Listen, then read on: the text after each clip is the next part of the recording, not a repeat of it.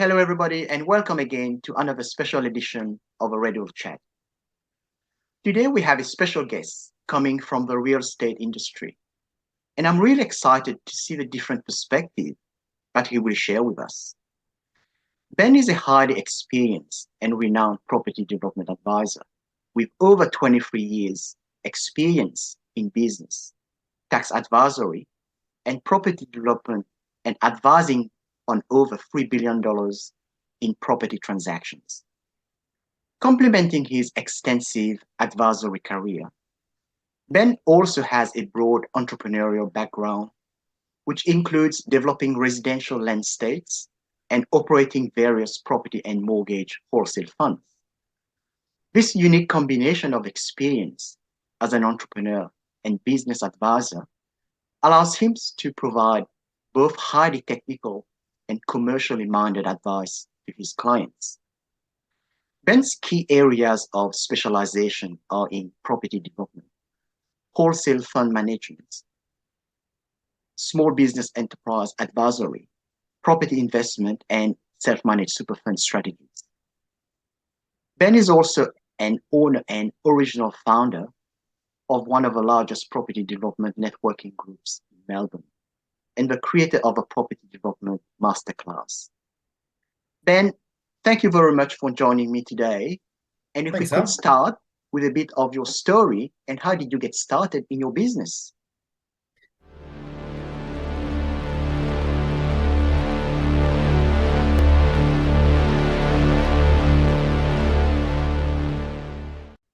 Yeah, okay, so it's an interesting one. So I suppose I might just backtrack a long way back to True.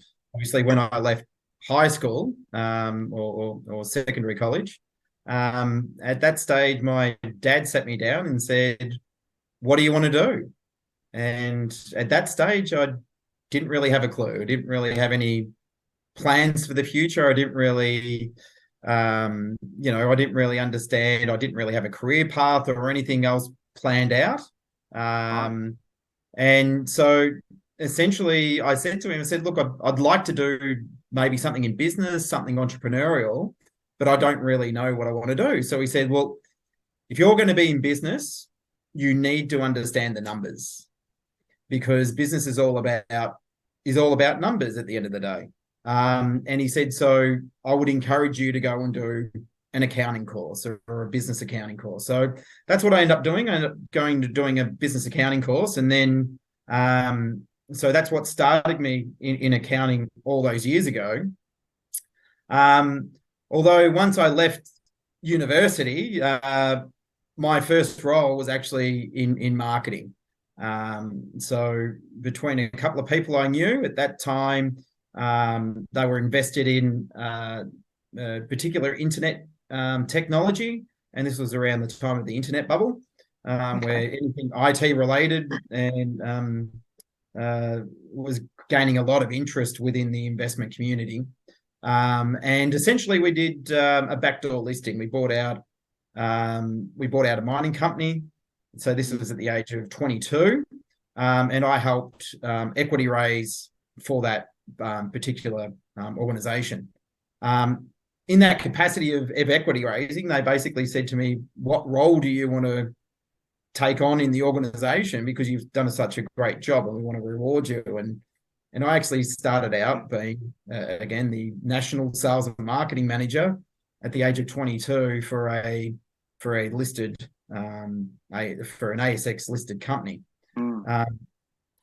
Being completely green, having no idea what I was doing. But at that stage, I thought that I don't really want to be an accountant.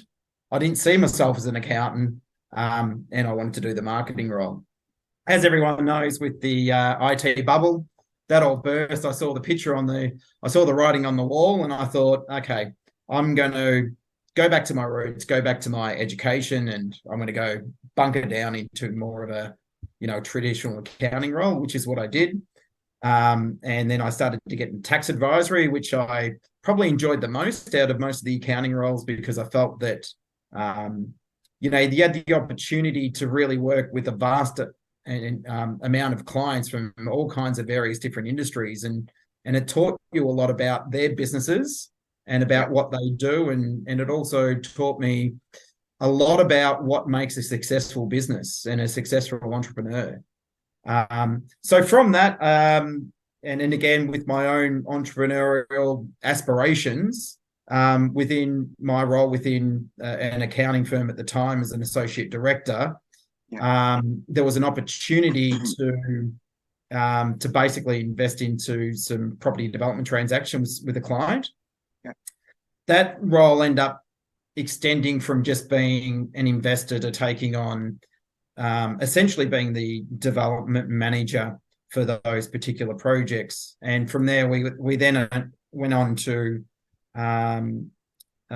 basically to leverage off someone else's AFSL to then capital raise for a number of other projects, mainly in residential land subdivisions. So that's how I got into property development. Prior to that, I've always liked property. I've always invested in property. So at the age of 22, when I was in that, when I cashed out of my shares from the IT company, the first thing I did with those funds was go and buy my first investment property, which was a little flat in Murrumbeena, and being close to the university there at Caulfield, at Monash Caulfield.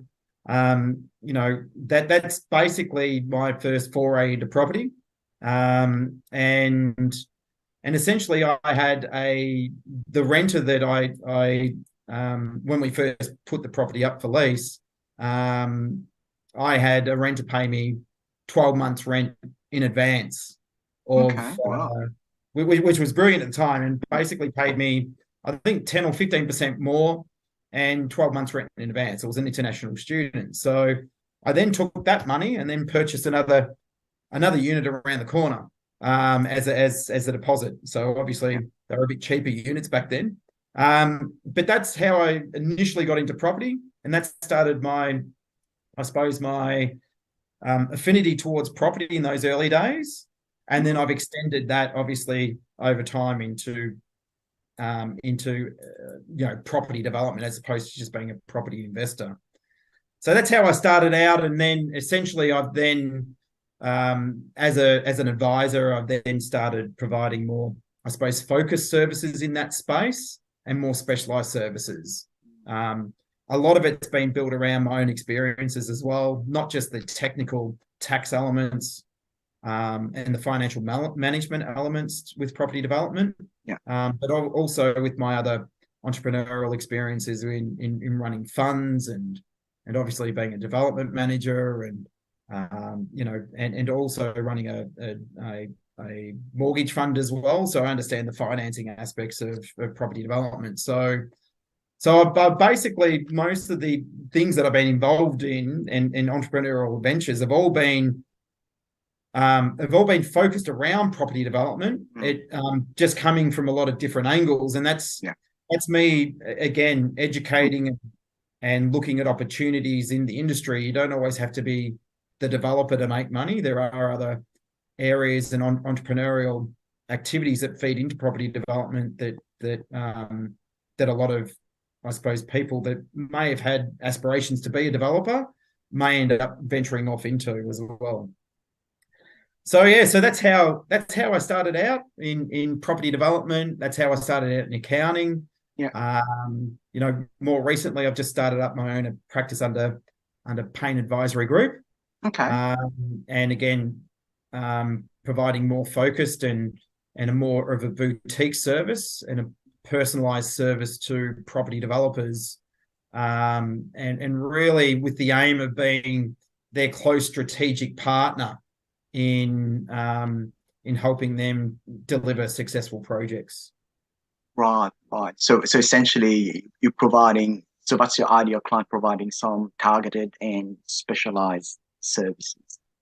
Yeah, so ideal clients are essentially, for me, it's really anyone in the property development space. It's either, whether you're a greener developer that's just starting out and needs a lot more support and advice on all kinds of different areas on property development, but particularly on tax or financial management side, or understanding finances and understanding various different structuring elements to property development in terms of your legal structures that you should use. Yeah. Making them also understanding with property developers what they've got at risk when they go into development. So making sure that we've got the appropriate structures and asset protection strategies before they venture into property development. Okay. So it's leading from that side, but then also at the other end, for property developers looking to scale. So a lot of developers start out with their own funds when they go into the first projects, or it might be close family and friends funds when they first start out. But over time, and often it's more speculative. So they've often got a day job, and property development ends up just being I suppose, a side investment opportunity. But once they go beyond that and they're looking to, I suppose, create and become a career property developer and make it their full-time role, they need a lot more support and guidance, but also more commonly, they need to access a lot more capital.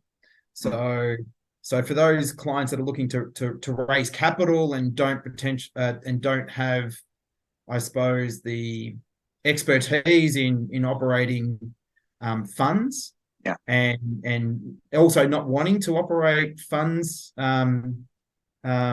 because again, funds management and the operation of funds is a business in its own right, and it can become quite complex and quite time consuming. So with those clients, what I'm looking to do is to try to provide those particular services so that they can get on to doing property development. So I can create the platform to enable them to equity raise and provide basically all the services to run the fund for them, so that they can get on with just doing what they're good at and what they really want to do, which is develop properties. Okay. That's probably the ideal clients that I really gravitate towards. And really, just even in the entrepreneurial space, any client that's entrepreneurial that really, I suppose, it's got ambition and drive and really wants to, I suppose, do something different. So anything that I can get excited about, I'm always excited about anything to do with property development. But even, I've got a lot of other clients that are in the tech space as well, and a lot of prop tech spaces that, I get quite excited about their businesses and about what the opportunities are that they've got, and that also drives me and also excites me in terms of my role that I've got to play to be able to support them to get to where they want to go. So if we sort of go back and refer to the REDL board game, which is a theme of that tour. If you were to explain to a 12-year-old kid, what do you do in very simple terms? What would it be? And I've thought about this one a little bit, and it's challenging because to put it in the most simplest terms, basically I provide services to support developers to be successful. And that's in the most generic and simplest terms that I can provide. But obviously it's a lot more technical than that, because a lot of the things that I do are quite technical, particularly when it comes to a lot of the tax and the funds management side of things that I do. But if I was to explain it to a 12-year-old, I would say, see those developments down the road, or see that apartment building or those townhouses. I provide all of the services to be able to support that particular developer to be able to create those products and to be able to create those buildings. And that's a sort of expert services that I've introduced in the board game as well, from a conceptual perspective. Because then anyone playing the game, whether it's a 12-year-old kids or adult, then at least they understand, okay, who are the players they need to engage, who are the players they need to talk on a daily basis that can provide that expert advice. Because in property development, as you know, you can't do it on your own. It's a team sport, and you need to rely on some competent and expert, specialist people to help you accomplish it. and you can't be great at everything. I think even over my journey, to a certain extent, I've tried to be. And the more, it goes back to the same concept or the old concept of in terms of when you look at the concept of I'm trying to remember the saying about the how does it go? Master of none. Jack of all trade, master of none. Jack of all trade, master of none. There you go. Thanks, Al.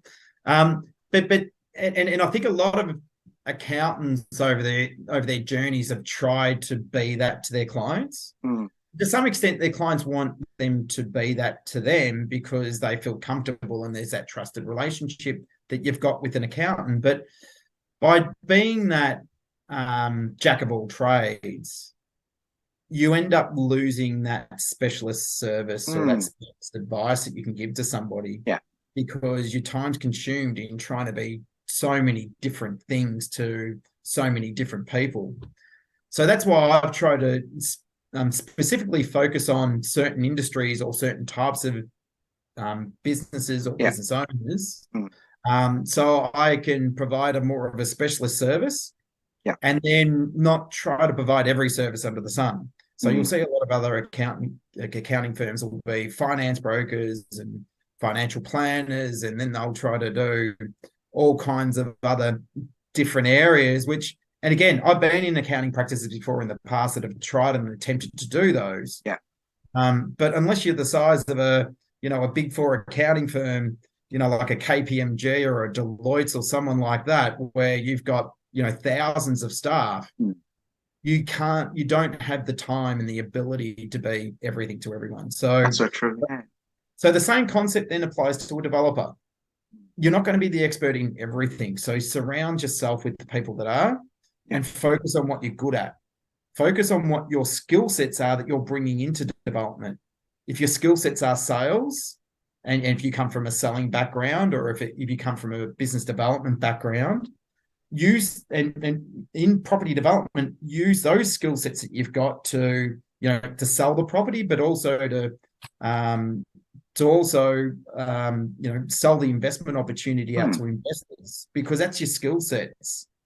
But don't try to be then the expert on actually on law, or the expert on tax structures, tax on construction, or because at the end of the day, you're not going to be. It's good to have knowledge in a lot of those areas. Yeah, I always encourage everyone to go out, build your knowledge, so you've got a basis and the foundation of the basis to understand from a real high-level perspective. High-level perspective, yeah. And you have to be, because it's quite a broad skill set requirement. So you need to understand the whole spectrum.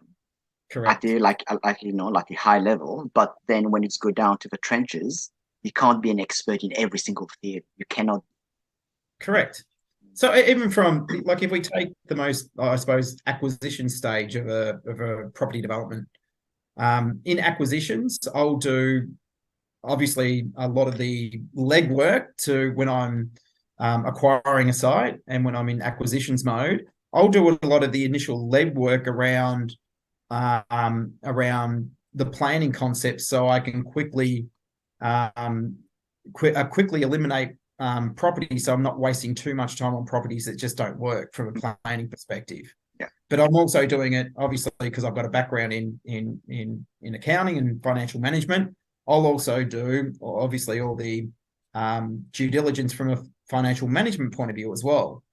But once I get to a certain stage and I get through I pass my first cut of my financial feasibility assessment, and I get past that first stage, I'll always bring a planner in, because there's going to be elements that I've missed, or even say, for example, with planning, you could sit down there and you can read the schedules within a planning zone, and based on those schedules, you might say, okay, well, this planning zone allows me to go to allows me to build a 3-story building in that area, and potentially might allow me to do 4 townhouses. But what you don't know from a planning perspective is a lot of these issues that might come around and issues around neighbourhood character. So although that a planning zone allows a 3-story building, will the planning department, will the council actually approve it in that area? That's right. And they'll always fall back on concepts around neighbourhood character. So unless you've got those relationships and those understanding, unless you're in that business and you're working, doing planning applications every day on dealing with those specific councils every day, you're not going to know. I'm not going to know. Correct. You won't know, because it's not. So I always rely. I'll never go and buy a property without running it past my planning consultant first. I'll never buy just on the whim of my own what I believe my expertise is, and off the back of my own knowledge. I'll always go and get additional expertise to be able to provide the more specialist knowledge in those areas, rather than me trying to think I know everything about everything in property development.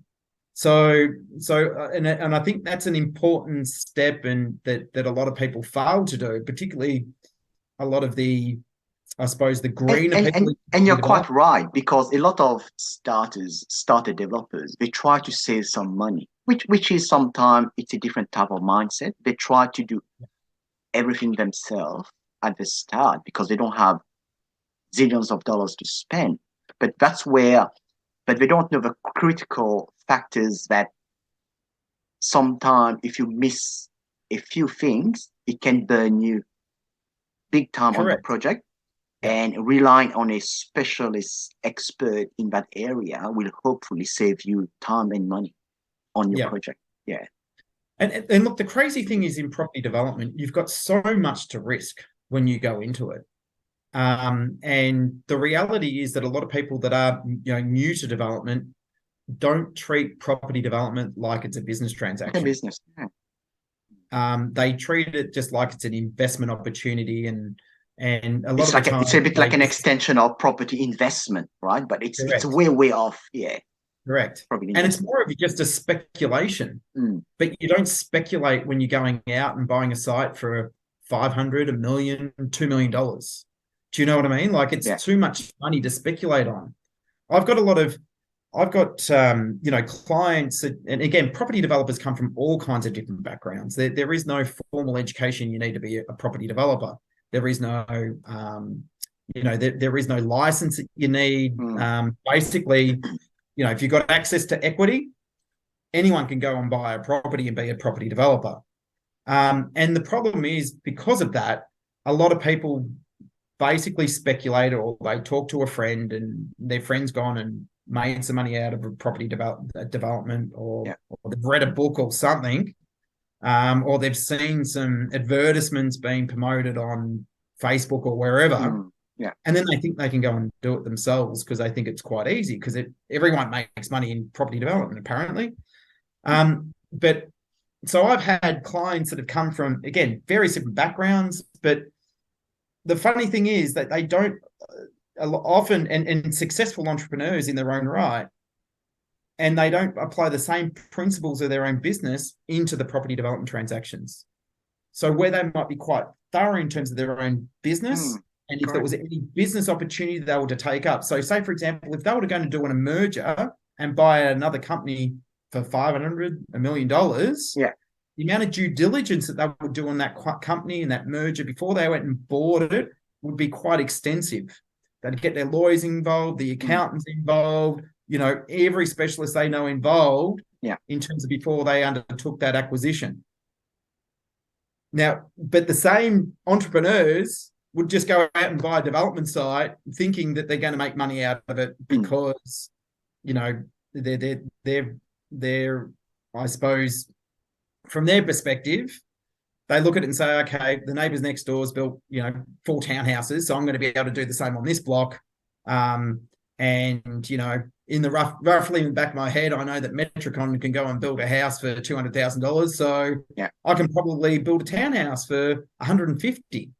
Where in actual fact, you're probably going to be building a townhouse for $350,000.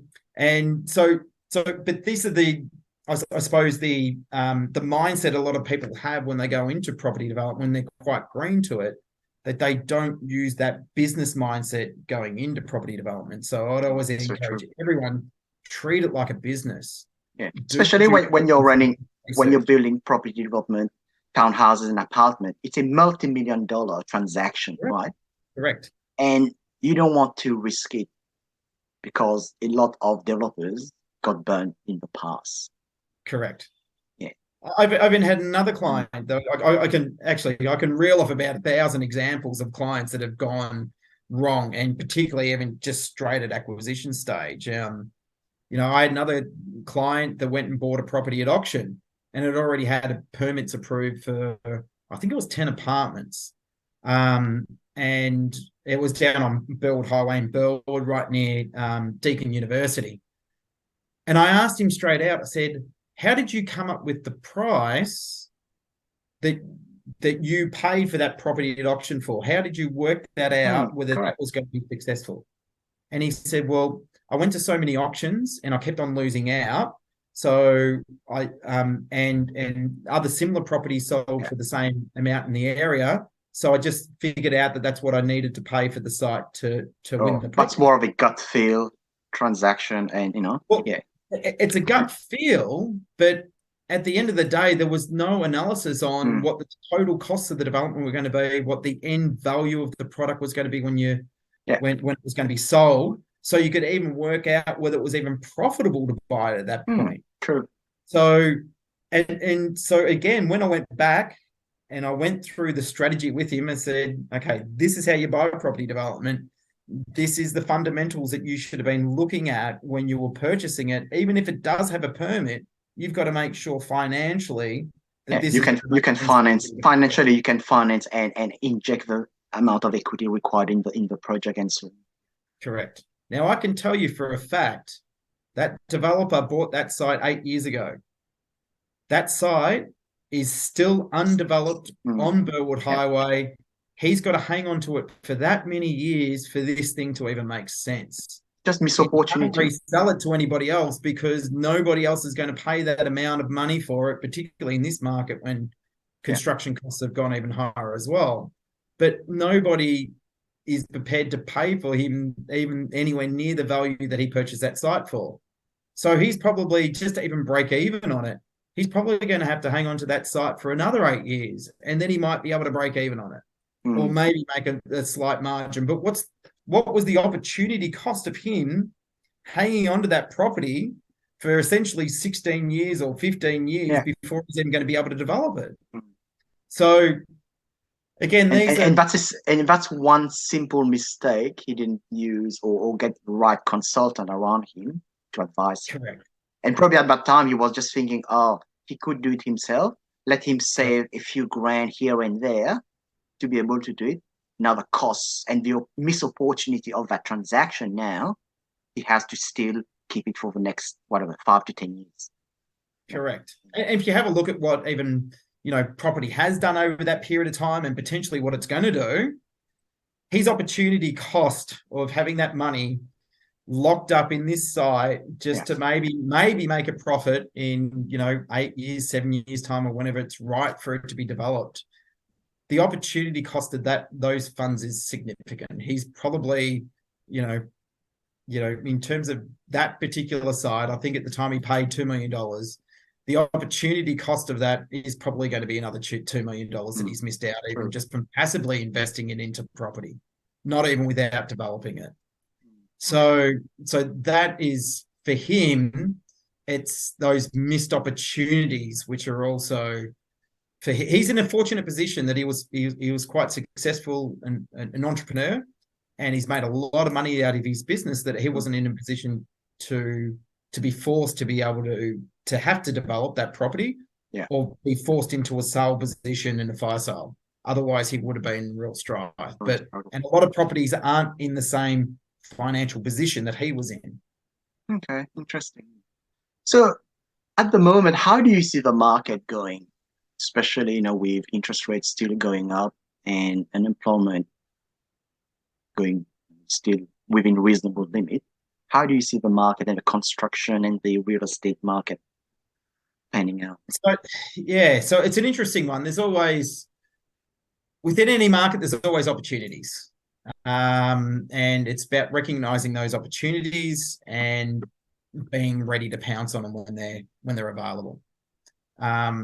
So within this market right now, obviously, material costs, construction costs are through the roof, but that's not going to be that way forever. A lot of people are predicting that they're not going to come off the levels that they are at the moment. I beg to differ. I think, it's supply versus demand. Once the supply increases and we, in terms of the labor force, we stop having, people off sick from COVID and some of the supply chain issues that are also affected by, international events that are currently occurring. Once all that starts to slow down a little bit, I think deflation is going to happen fairly quickly. I think the government's reacting as they should, and with the mechanisms and the levers that they've got in terms of using interest rates as I suppose, as a dampening effect on demand. Yeah. But the reality is, I think it's that sledgehammer approach is going to have quite a negative effect once it comes off at the other side of it. Yeah. At the end of the day, so in terms of construction costs, whilst they're high now, they won't be at that same level in 12 months' time. What level they're at, it's anyone's guess. I would have thought from where they've grown in the last 18 months. So say, for example, there's a prominent construction company that do a lot of construction for townhouse developers around in the eastern corridor and the southeastern corridor of Melbourne. And though that construction company builds a lot of investment grade type of product, and they were building as a turnkey product anyway, they were building at about $1,800 a square meter about 18 months ago. That same construction company in this market is building at $2,600 a square meter. Wow. So it's a substantial jump from where it was 18 months ago. At the end of the day, again, supply versus demand, what that does, it means that a lot of developers are choosing not to develop at the moment because they can't get things to happen to work. Yeah. So eventually that'll lead to a slowdown in the construction industry, which will then mean that a lot of those building companies and even the labor force providing labor to those building companies are going to need to rethink their own pricing strategies.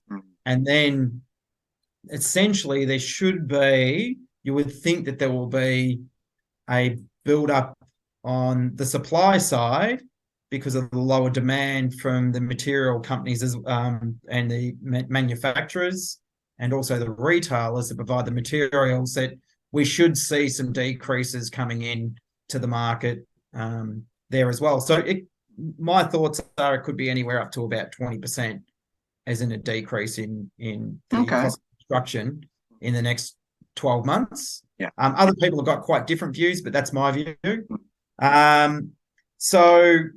But the problem is, as a developer, if you're going to buy a site, you can only deal with what the known elements are in property development. And the known elements are that if you're trying to do a feasibility and you're acquiring a site now, you've got to acquire a site based on what the property prices or construction prices are now.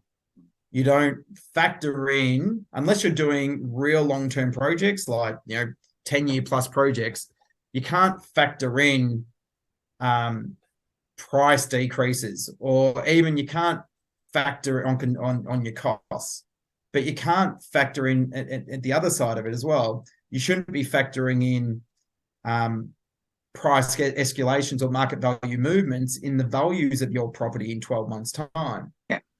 Because it's a false economy. You don't know what's going to be happening in 12 months' time. Correct. You can make predictions, and more so, you should be conservative about your predictions. So your costs should be at least what they are now if you predict them for them to go down. And if you're not sure in terms of where the valuations are going to be of properties, if there's any potential that you think that maybe prices may be coming off a bit, you should be factoring that into your feasibility analysis as a potential risk. So, yeah, so my point of view, I think that there's opportunities there. I think there's going to be a lot of developers that have purchased sites maybe, 12 months ago, maybe 2 years ago. They've probably gone through the planning process, haven't been able to sell those, got the planning approvals, haven't been able to sell any products off the plan, may have not been able to get finance, may be working out right now that they just don't stack up.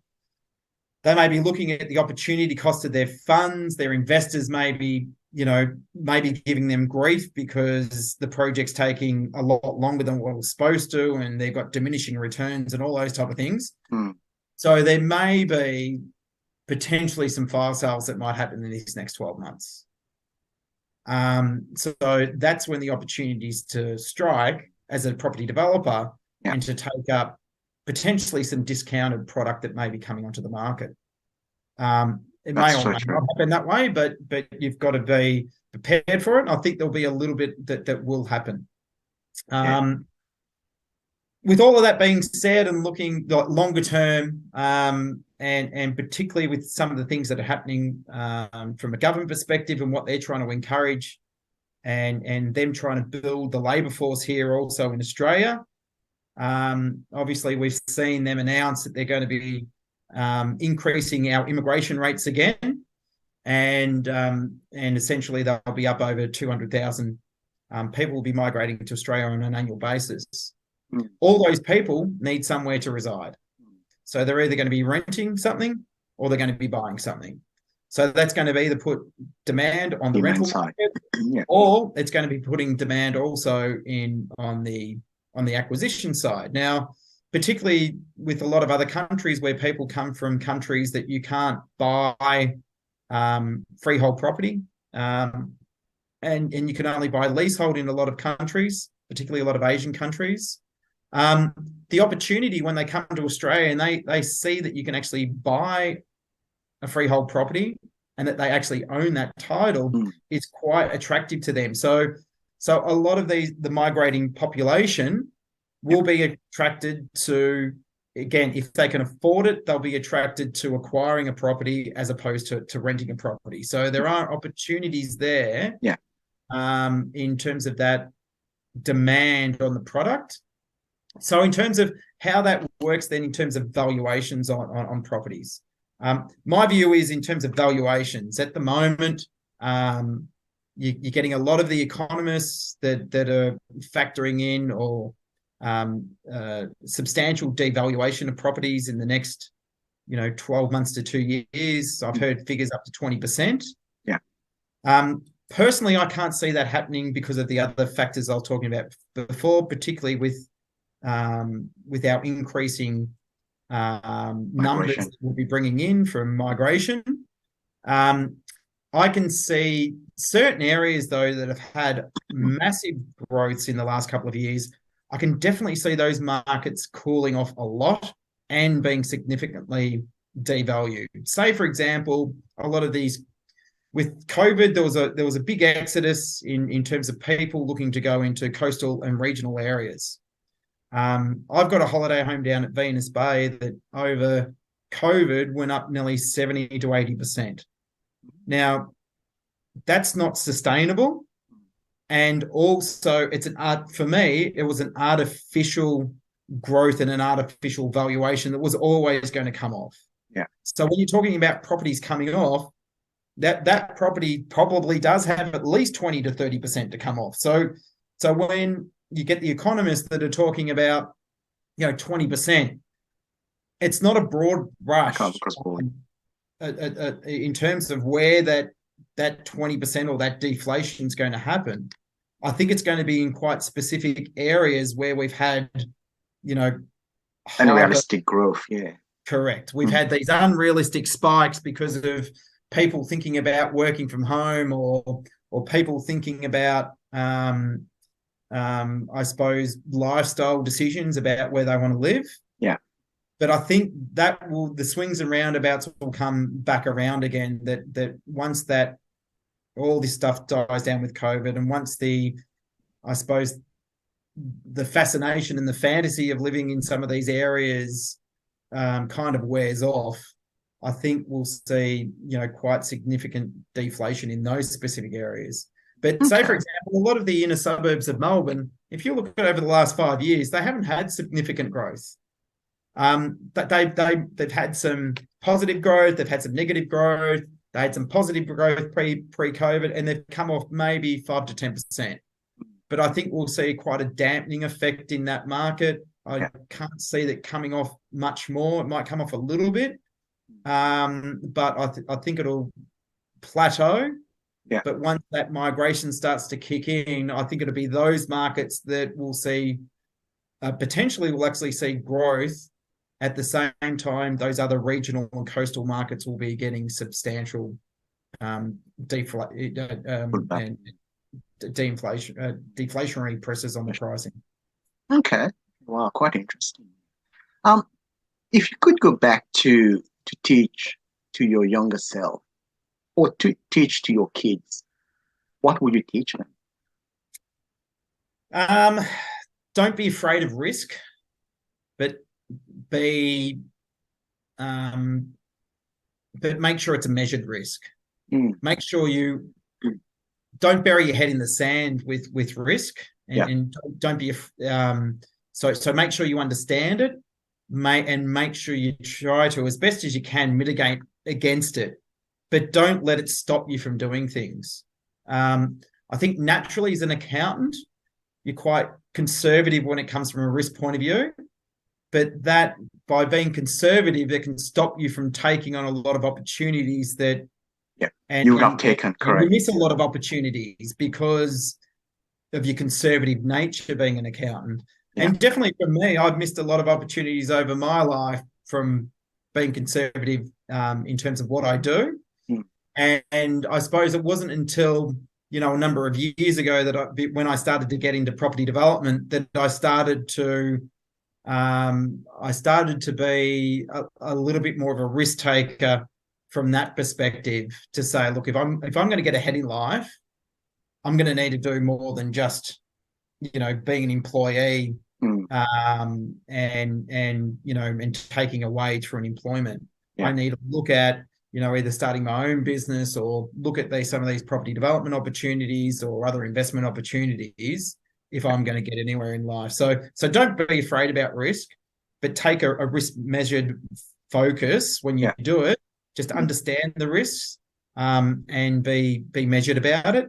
The other thing is find something that you're passionate about. So I've always been passionate about property, and I've loved it. I've always invested in it. As I said, my first investment property when I was 22. Find something that you're passionate about, because there's no one wants to go to work just to earn some money. You've got to be excited about what you're doing. Otherwise, the stresses and pressures of life can be quite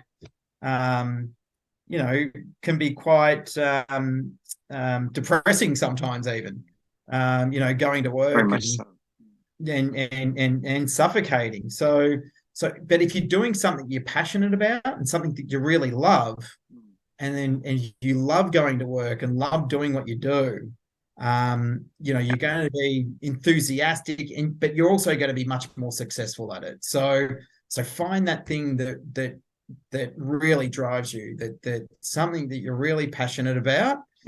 And then get into it, and don't be afraid to take risks, but measured risks in what you're doing. Okay. Wow, that's interesting. Now, if there's one thing you would want to do in your lifetime, what would it be and why? One thing I would like to do in my lifetime.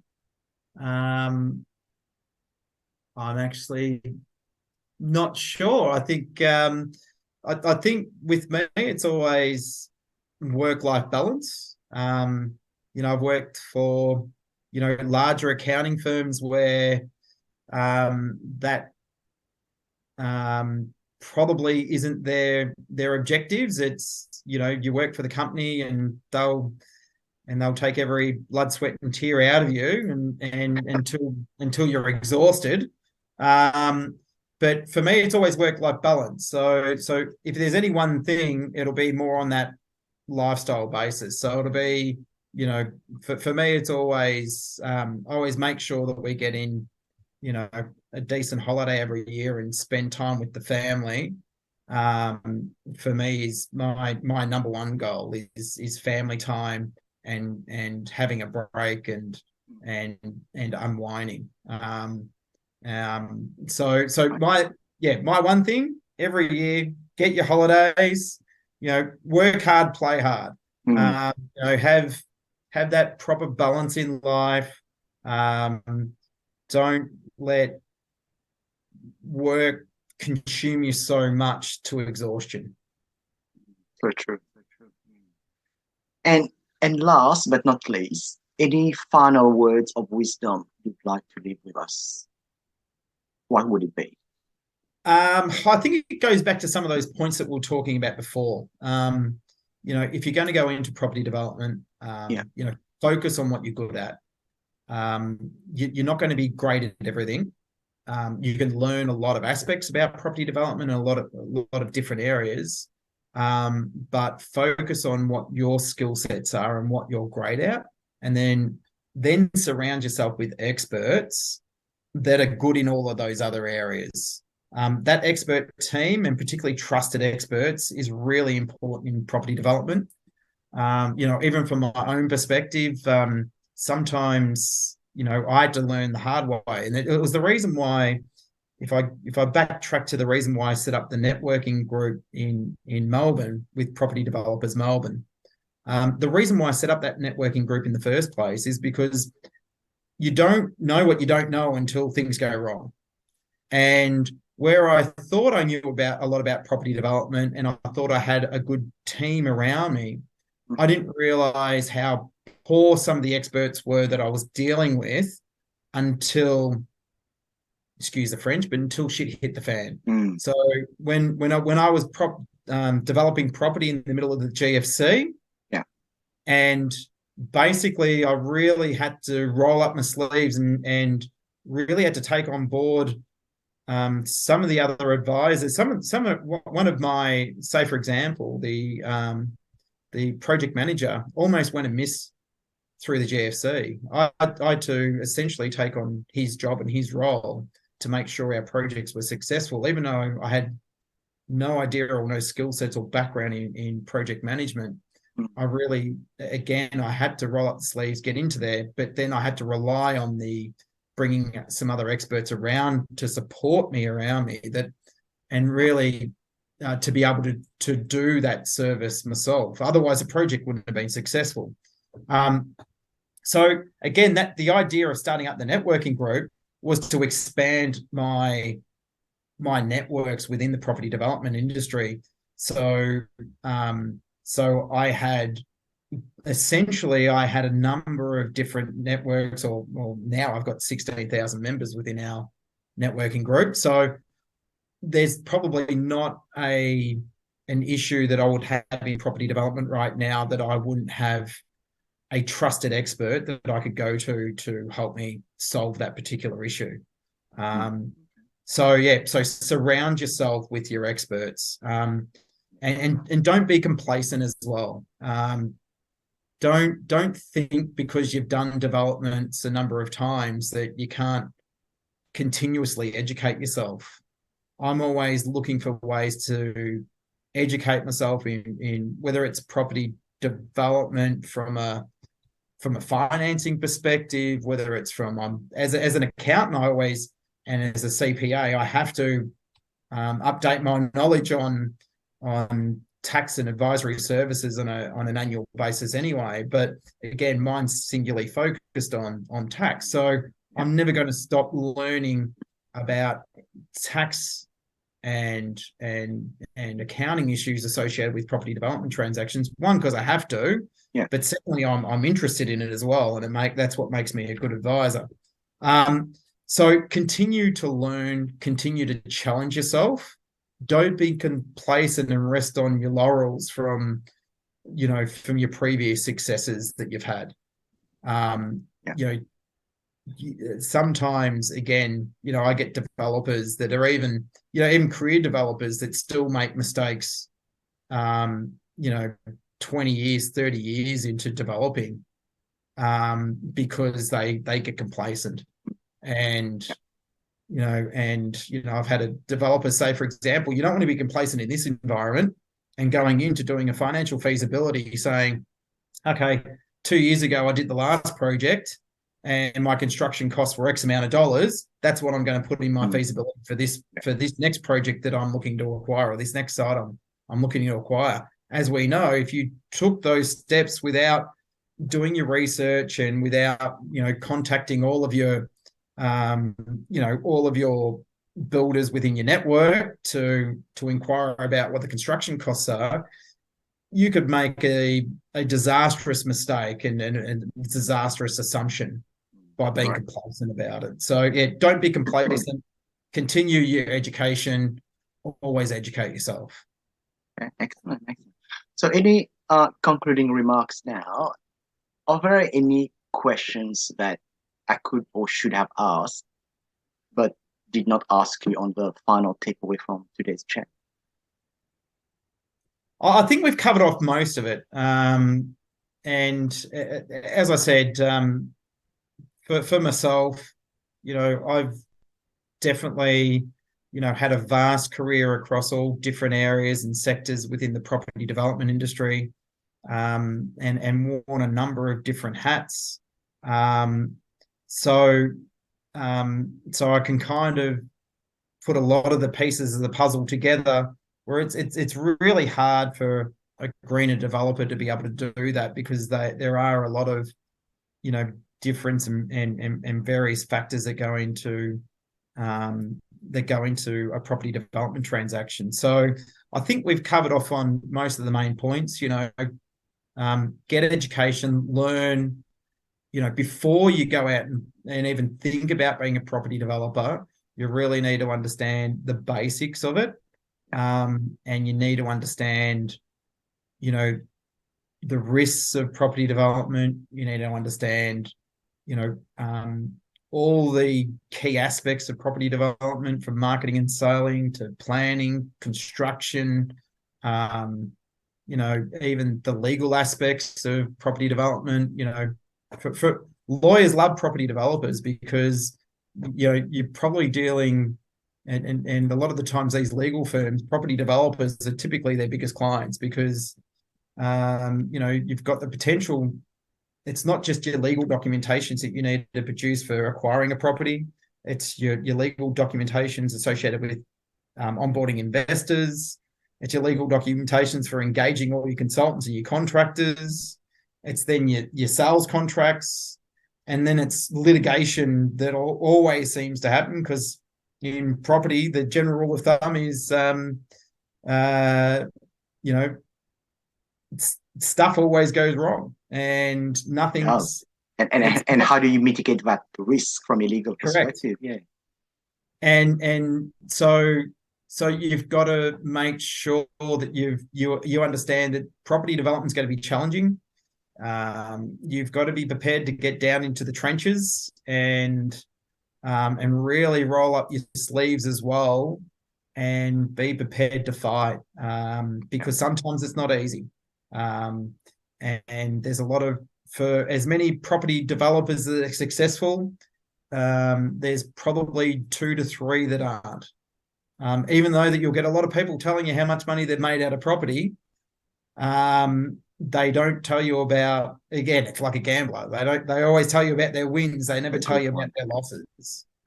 But you learn from your losses. But you don't always have to learn from your own losses. Learn from other people's mistakes. Speak to your advisors.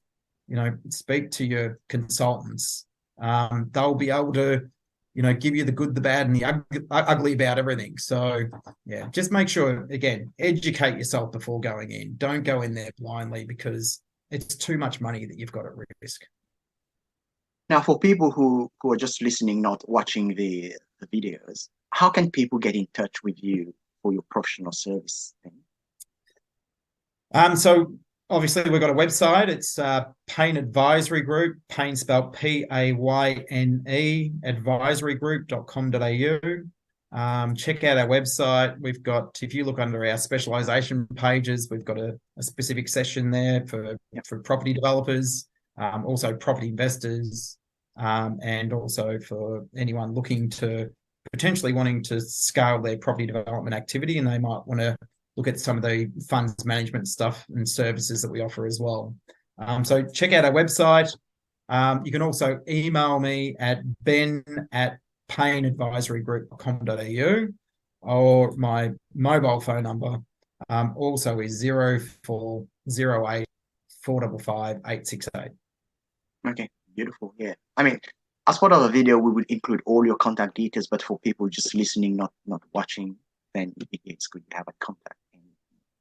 Okay, again, thanks very much again for coming onto the show. It's been really nice talking to you, and hopefully our audience will get lots of gold nuggets from our discussion today. Excellent. Thanks, Al. I've enjoyed it. Okay, beautiful. Thank you.